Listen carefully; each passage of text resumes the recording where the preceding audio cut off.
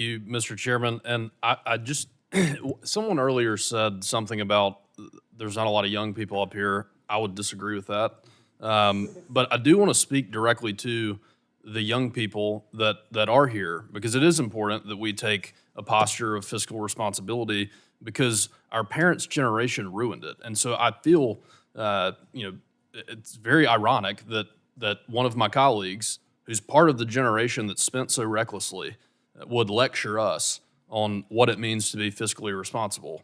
I find that just incredible that he would say that. But I do want to. There was a lot said here, but I want to point out that when the other side of the aisle starts talking about math surrounding criminal illegal aliens that are here and what they pay and what they don't pay, that doesn't really matter because the reality is the buckets that they are taking from are a pie. You cannot insert more pieces of a pie into a pie and think you're going to have the same size piece for everyone. And so it's got nothing to do with the math. It has everything to do with the fact that they are taking from American citizens that actually need the services that they need. And so that's the whole point that we're trying to make here. Mr. Couchman, from your testimony, what would you say is the single biggest effect that a budget default has on individuals and on business owners? For individuals and business owners, part of it is a potential shutdown of the credit system, higher interest rates, higher inflation, potentially hyperinflation.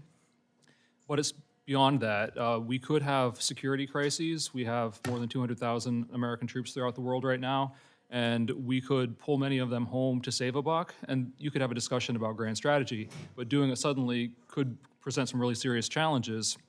And I was at a bipartisan expert discussion yesterday, and Chatham House rules, so I can't say who, but one of them talked about how presidential systems are more prone to failure than parliamentary systems. We have a presidential system, of course, and I would be very concerned about the potential, if we were to get into a debt crisis, of eroding some of the democratic norms that we embrace. Ms. McGinnis, on the international stage, we've seen the 3% deficit to GDP goal widely accepted. What countries have successfully implemented this model? So as we saw in the European Union, it was their target, and it worked for a while, and then it didn't work, which is kind of the story of almost every budget aspiration that there is, which is Congress puts in place rules, it limits its behavior until they figure out how to get around it. The only way these rules work is if you all want to stick to them. So they're really there to help people do what they want to do, but they won't force behaviors. Mr. Couchman, I guess back to you. The question is, given how much larger our economy is compared to countries in Europe, is the 3% what we should be striving for to achieve? Is it sustainable? It would be sustainable as long as we continue, or as long as we were to offset emergency costs.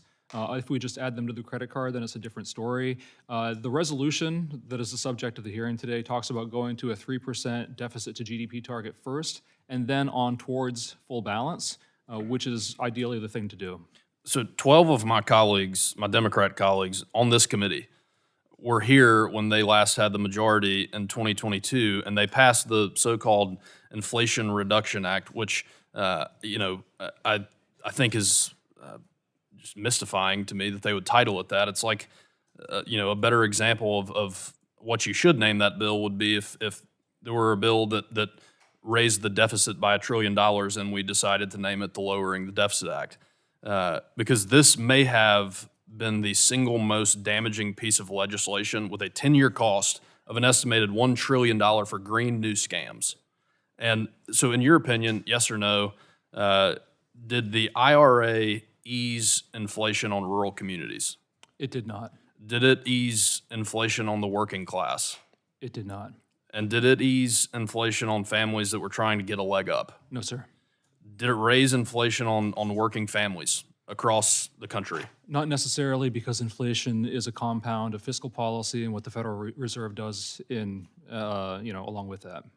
So I got to close here, but I want all of my constituents to grasp the severity of the national debt and where it could actually lead us, so that they know exactly which members of Congress in this committee took a stand to reduce spending, and which of my colleagues wrote trillion-dollar checks that our nation cannot cash. With that, Mr. Chairman, I'll yield back.